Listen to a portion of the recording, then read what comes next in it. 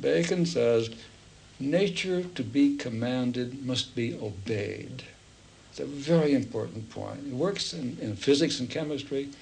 Before you can do anything with physics or chemistry, you must discover what physics will allow you to do. You have to. The world teaches you how to manipulate the world, but unless you are willing to do what the world tells you to do, unless you're willing to obey the world, you will never make the world behave. And that when you deal with organisms, it's even more so the case. I remember when I first started working with rats in my first experiments, I would arrange an experiment, and I would expect to get a certain shaped curve. I wouldn't get that, and I would get so furious. Why don't you do what you're supposed to do? Damn the rat. The rat is supposed to deal with it. And then I realized finally, nature to be commanded must be obeyed. The rat is always right. Whatever the rat does, it should do, but I had not arranged the right conditions. B.F. Skinner ranks as one of the most important psychologists of the 20th century. He's been at the same time admired, honored, and maligned as a behavioral scientist, as a philosopher of science, and as an educational and social innovator. In spite of his worldwide fame, B.F. Skinner's accomplishments are not easy to categorize or even to describe. Although his favorite experimental lab animal is the pigeon, he himself cannot be pigeonholed.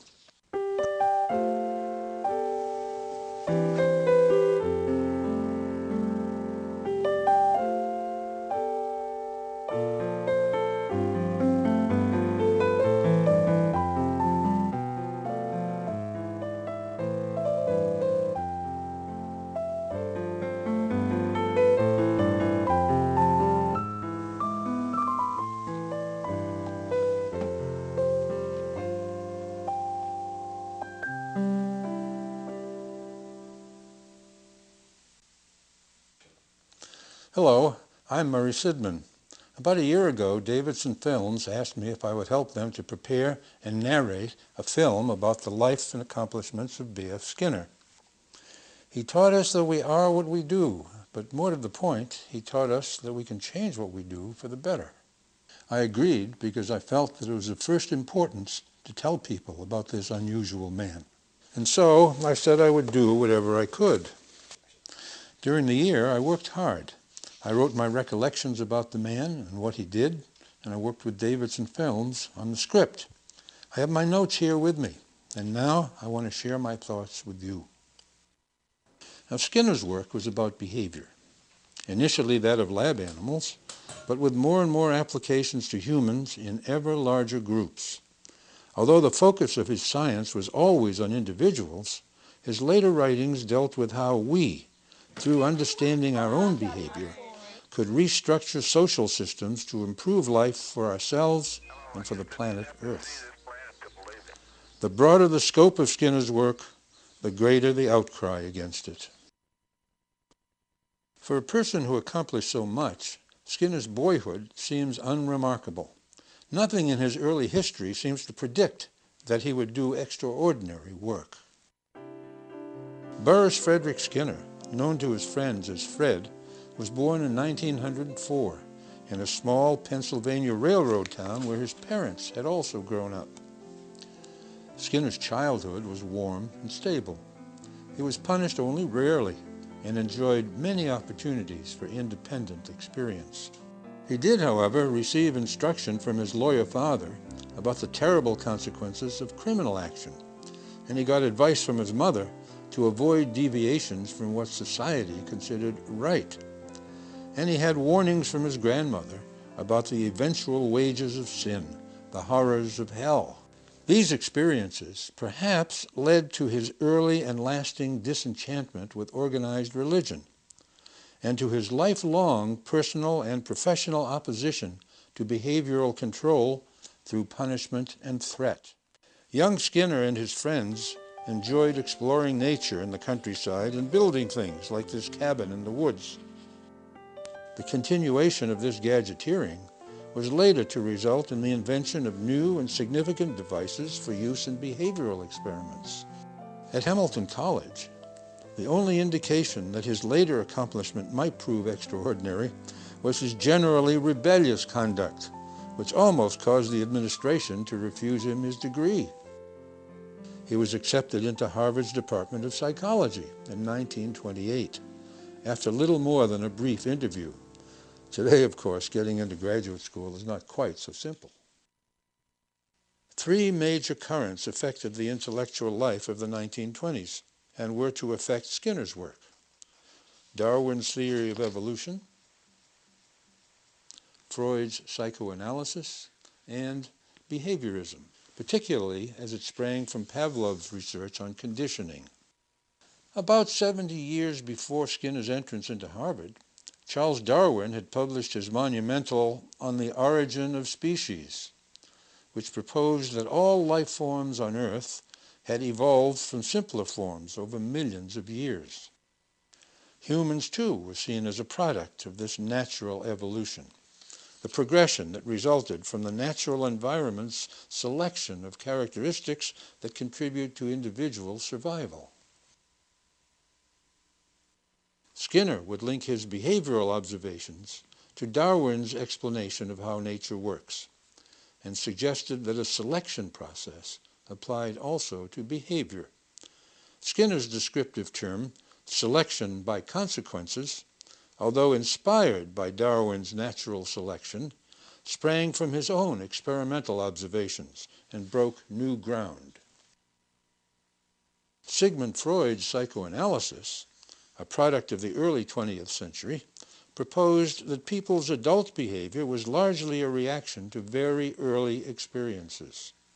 For Freud, people did not act freely, but were driven by motivations and mental states that were largely unknown to them.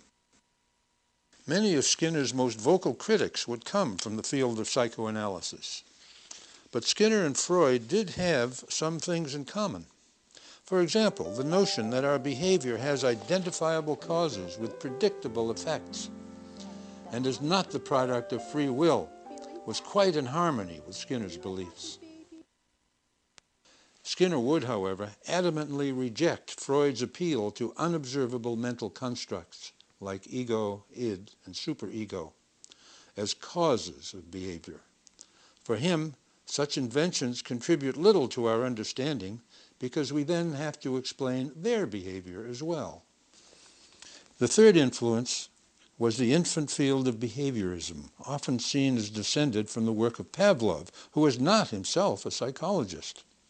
Especially important to Skinner's approach to scientific methodology were the meticulous and creative experiments of Ivan Pavlov, a Russian physiologist who won the Nobel Prize in 1904 for his studies of the digestive system. But Pavlov's more important work was on the conditioning of behavior. With it, he showed how biological reactions come to be elicited by environmental stimuli. First, Pavlov showed that a small amount of food in a dog's mouth would cause the animal to salivate. Nothing surprising here. This is how the animal functions physiologically, in direct contact with food. Then, along with or just before presenting the food, Pavlov set a metronome ticking that had no effect on salivation at first. After a few such pairings of the metronome with the food, Pavlov observed that the ticking of the metronome itself, even without the food, would cause the dog to salivate. Now this was surprising. The previously ineffective metronome now made the animal salivate. The metronome tick is a conditioned stimulus, and the salivation is now a conditioned response. Many American psychologists, led by the famous behaviorist John B. Watson, were excited by Pavlov's findings. Like Pavlov, Skinner initially studied the physical reactions of lab animals, but soon moved beyond to their observable acts. Although Skinner shared the earlier behaviorist's insistence on dealing with observable behavior and its relations to the environment, he also would argue that the same principles could be applied to behavior that we cannot directly observe, like thinking and feeling. It was of prime importance to Skinner that what we do, think, and feel can be studied by the methods of science and can be described and predicted by scientific laws. This was a feature of the work that attracted many students, me included. Advances in scientific theory and practice often are made possible by the development of new laboratory apparatus and techniques. These permit us to see things never seen before and to see familiar things more clearly. Skinner at Harvard was soon putting his mechanical skills to work, inventing new devices for use in experiments that would make behavior more understandable. Best known is the closed environment, often called the Skinner box, a term he himself rejected. Skinner's first discovery was simply that laboratory animals would continue to peck a disc if they could get food that way. But this discovery was not quite as simple as it seems. Skinner recognized that there was more involved here than just an animal's getting food.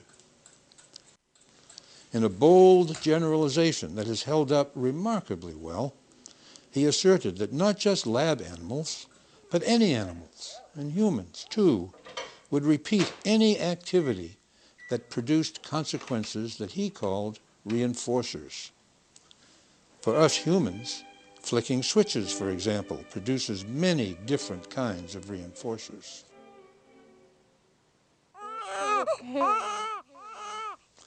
But it all starts much earlier, and it goes on throughout life. Behavior that gets certain results gets repeated. The second thing Skinner realized was that the sequence of events here was just the reverse of what happened in Pavlovian conditioning. Pavlov got his dog to salivate in response to a stimulus, the metronome. Pavlov's and Watson's work led to a stimulus-response psychology that many have recognized as too simplified and mechanistic to account for the great variety of human behavior. But Skinner got his animal to peck a disc not by presenting it with a stimulus beforehand, but instead by presenting a consequence afterward. The important event here was the food that came after the animal pecked the disc. This was no longer stimulus-response psychology. If anything, it was response-stimulus psychology, but still more was involved. Skinner's operant behavior consists of acts that operate on the environment, producing consequences that determine how likely the acts are to be repeated. Raise your hand if you want something. If you want to know why someone is doing or saying some particular thing, look first at what happens immediately after the act. If you can change that consequence, you will probably change the future likelihood of the act. Skinner's realization that behavior is governed by consequences was a milestone in the scientific study of behavior, analogous to Darwin's formulation of natural selection. Darwin was concerned with species characteristics that are selected over millions of years. But Skinner was concerned with the selection of behavior from the variety of actions that each individual is capable of, a process that we can see taking place during an individual's lifetime. Critical words here are behavior, selection, and individual. Skinner's work was focused on observable actions, not theoretical constructs. He was interested in why one behavior was selected from the many possibilities available to any organism at any point in time. He was also concerned with individuals. Skinner did not group individuals statistically and merge their results into averages. If some individual acted differently from another, he wanted to know why. Skinner proposed that the critical relation between behavior and environment can be conceived of as a contingency of reinforcement. Consequences, in this case food, are contingent on some act. Here, disc pecking. Contingent means dependent on. It defines an if-then relation. If the pigeon in this chamber pecks the lighted disc, it then gets food. Depending on the type of consequence, the act will or will not be selected. This pigeon will soon be ringing the bell, as you will see, but it starts out doing many other things. Skinner discovered that one could mold behavior from one variation to another, ending up with an act that was completely out of the range of anything the organism had ever done before. Starting with reinforcement for just turning toward the bell, closer approaches are then required. This gradual molding of behavior Skinner called shaping. This pigeon's behavior has been shaped into ringing a bell by requiring closer approximations to the desired behavior before giving it food. The process validates Skinner's assertion that selection by consequences is a fact, not a theory. Anyone can see it happening. But Skinner did not stop here. It was clear to him that simple two-term reinforcement contingencies were not enough. Skinner's research showed that the environment not only provides consequences that select and maintain particular behavior, but that the environment also selects from an organism's repertoire of two-term units the particular ones that will be active at any moment. Notice this pigeon has 3 discs available, but only pecks the lighted one.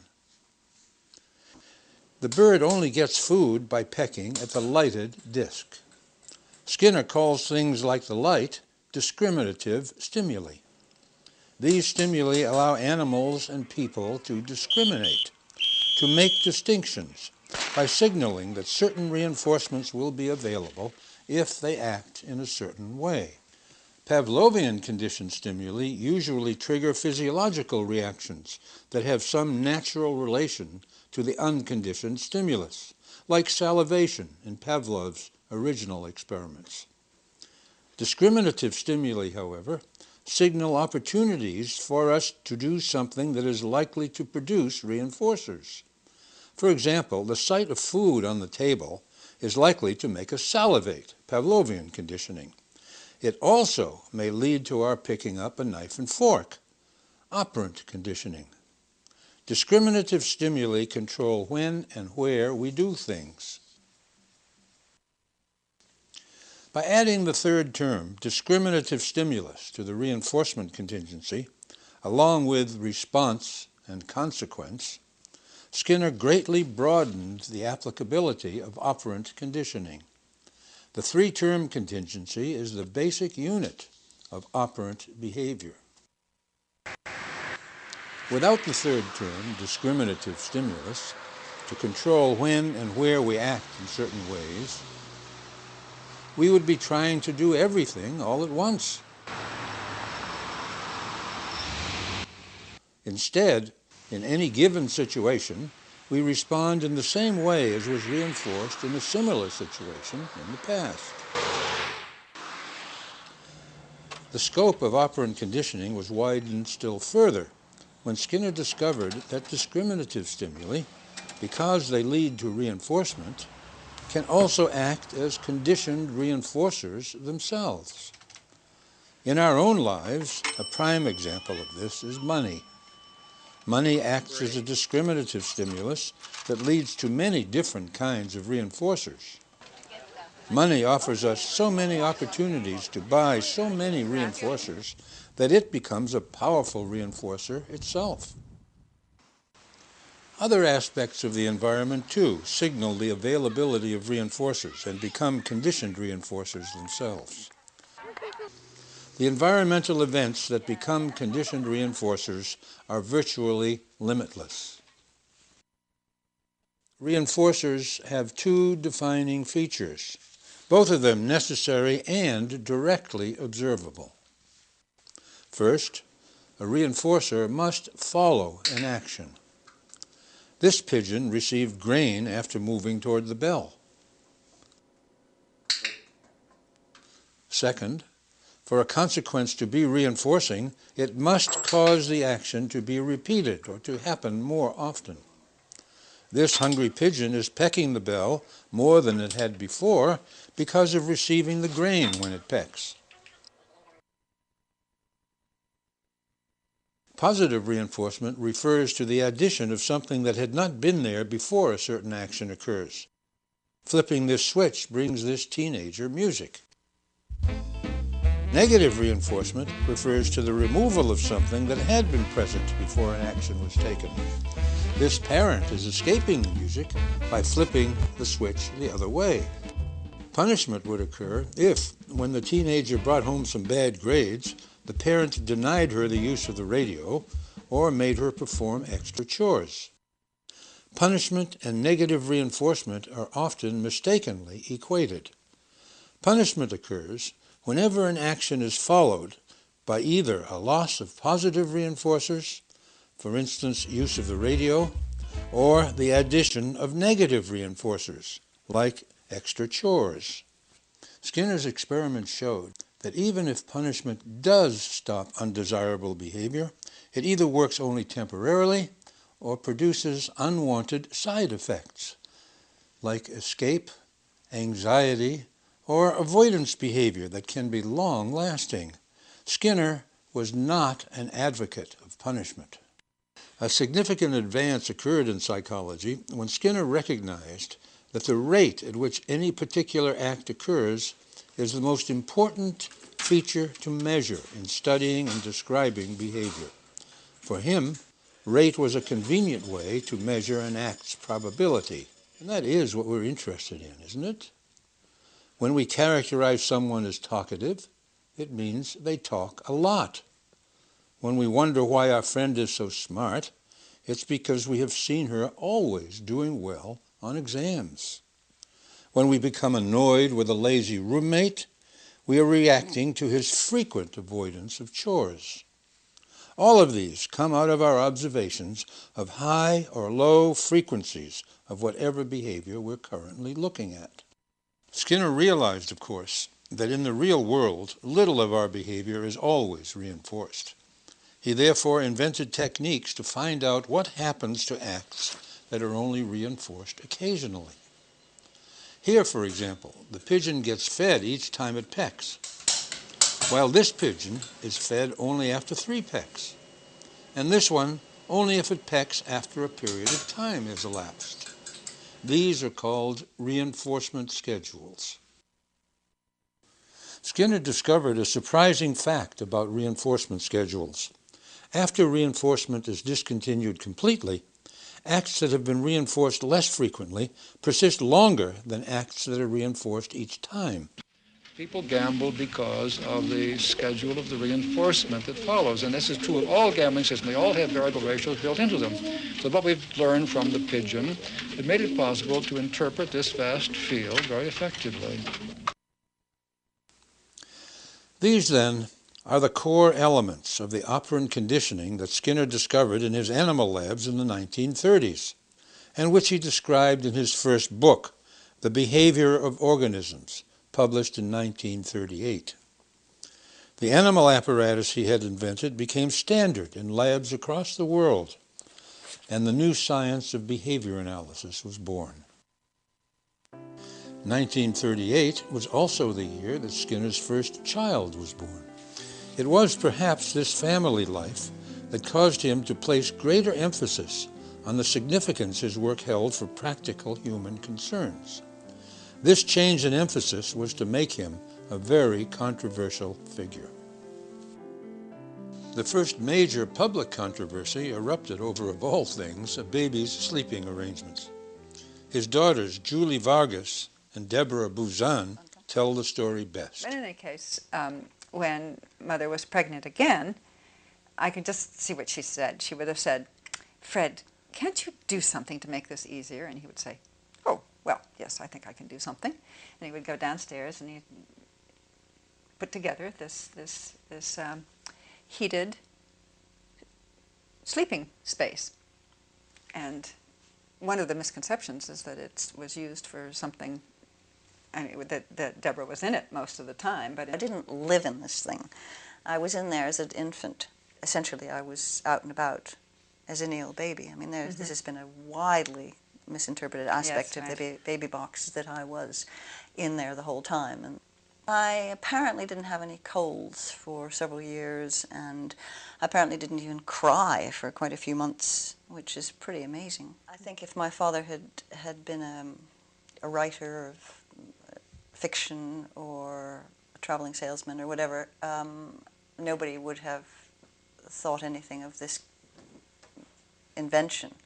It's the very fact that he actually did have animals in boxes that people would, of course, naturally make the connection. He puts his child in a box and think, oh my God, he's experimenting on his kid. But I remember very many times when he would put us to bed, he would sit on the side and he would reach over and squeeze your hand, and tears would come to his eyes. And I could never understand why when I was a little girl. And now I can understand perfectly. Skinner was a remarkably devoted father, and through his concern about his daughter's education came another application of his research and his inventive skills, the teaching machine. It was Father's Day at Shady Hill, and he came to visit classes and went to Deborah's math class, sat at the back, and saw what was then a typical lesson, which is today a typical lesson. Teacher goes up and on the blackboard says, this is how you do addition with carryings, or whatever it was. Well, fourth grade it would have been more advanced, but adding fractions, say. And then give some papers to the students, and the students are supposed to do their assignments. Well, it was very obvious to him that some of the kids already knew it. Some of the kids hadn't the foggiest idea of how you start. And when the papers were given out, some of them could do it, some of them were bored. It just was not effective. And he'd spent hours and hours and hours in the pigeon lab, and he knew about shaping behavior, and this was just violating every single principle. So he was attending a lecture later on the day, and Dick Hernstein went in to the lecture and found him sitting there early. He was always early to everything. In the back of the auditorium, and he was cutting out cardboard. And Dick said, what are you doing? And he said, I'm making a teaching machine. And the idea of the teaching machine was that you could go at your own pace. The student was always actively responding rather than sitting and watching a lecture. And that you would get immediate feedback for each response. You see, in a classroom, you do a whole sheet before you find out whether any of them are correct, if you find out then. Skinner's teaching machines suffered from the awkwardness of the mechanical technology that was available at the time. The mechanics of the teaching machine are now better carried out by the personal computer. But the behavioral principles that Skinner followed in designing his are just as relevant today.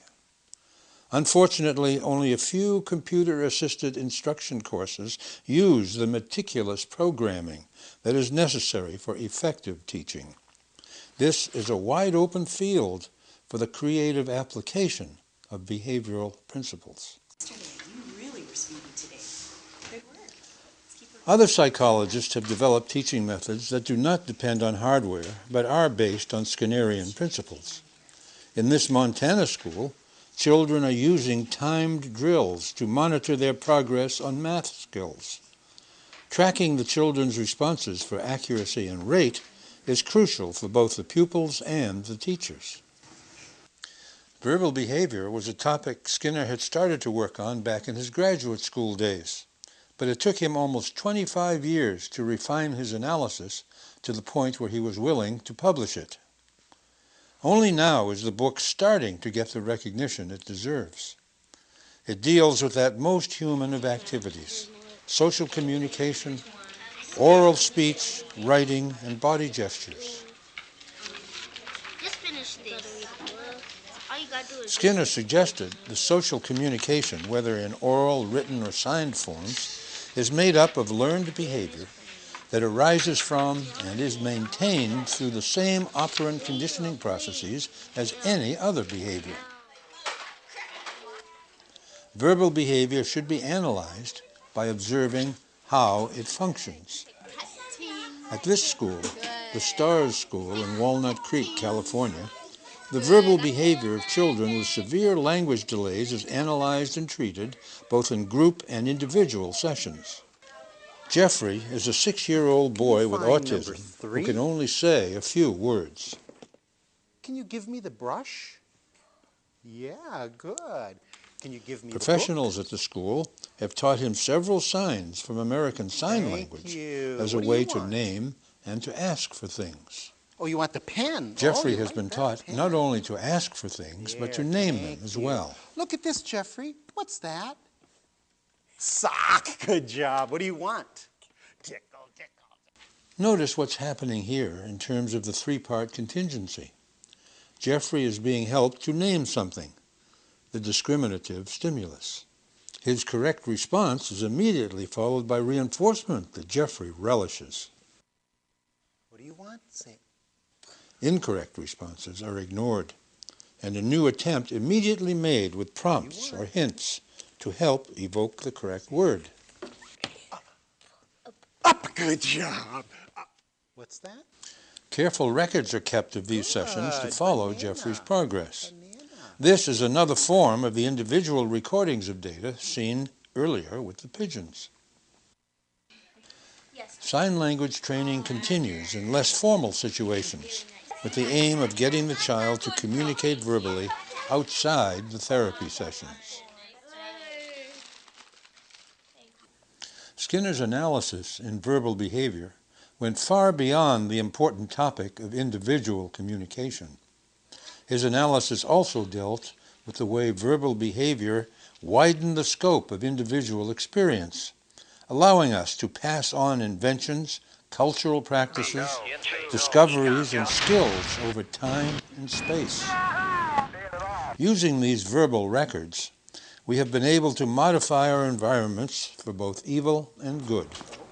The wide-ranging field of behavior analysis, based on Skinnerian principles, has resulted in many improvements to the human condition.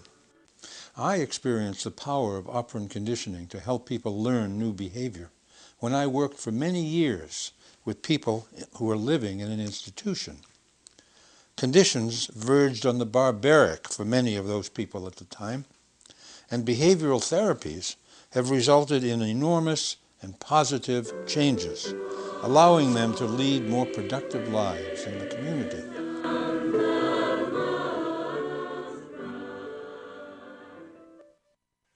Animal training has also been a widespread application.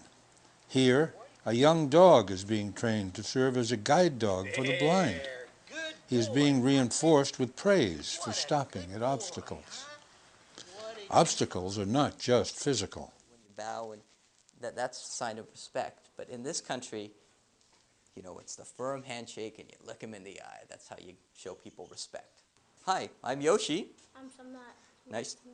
These young Cambodian American boys are being taught social skills like handshaking that will allow them to succeed more easily in the dominant culture.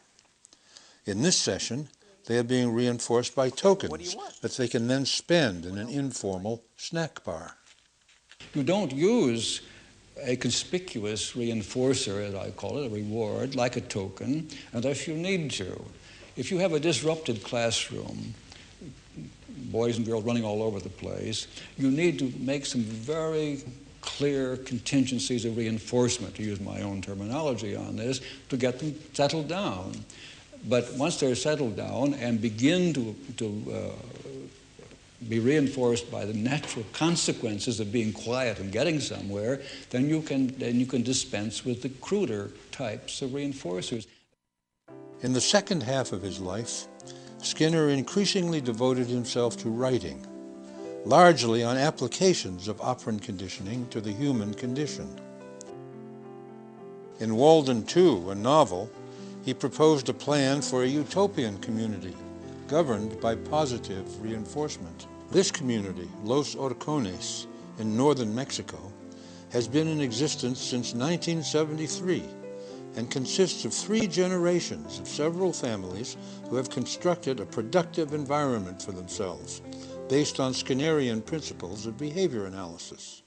Skinner's interest in how environments shape human interactions and how human life can be improved by the application of behavior analysis can perhaps best be seen in his own environment, a basement study which he designed to support the writing that was the focus of his life. He was his own best human subject. This file here is all of the topics in which he was currently interested. Here is a copy of just the drafts as he threw them as he was finished. So you can see it's still got a lot of changes, and this would have probably been at least a 10th draft. He had difficulty with his eyes in the later years, so he bought this magnifying glass. It was on an arm, but he couldn't adjust it so that it was exactly where he wanted it. So he made up this system. He put wood on, he glued the whole thing, you can see with hot glue here, onto a wooden frame with these arms, which were also hot glued, ran fishing wire up to the ceiling, over to the wall, and down to some weights, which made it possible to raise and lower this and to put it in any position that he wanted it. And then he would, of course, look through it. Future historians, with the help of data that requires the passage of time and evaluations of Skinner's accomplishments in relation to many other developments, will have the task of placing Skinner's work in its proper perspective.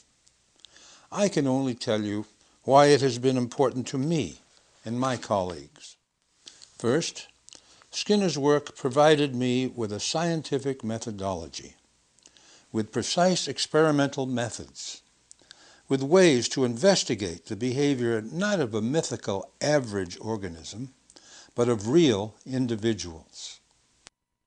Second, Skinner's work acquainted me with new findings about behavior. You have only seen a few of the many in this video. Third, Skinner's organization of these findings into a set of general principles enabled others, including me, to apply the new knowledge in ways that went far beyond his own personal contributions. Good girl, thank you. Here, in his last lecture, he sums up what he thought his work had been about. Looking back on my life, 62 years as a psychologist, I would say that what I have tried to do, what I've been doing, is to make that point clear, to show how selection by consequences in the individual can be demonstrated in the laboratory with animals and with human subjects, and to show the implications of that for the world at large in not only the profession of psychology, but in consideration of what is going to happen to the world unless some very vital changes are made. Any evidence that I have been successful in that is what I should like to be remembered by. Once again, thank you for this award and for your attention.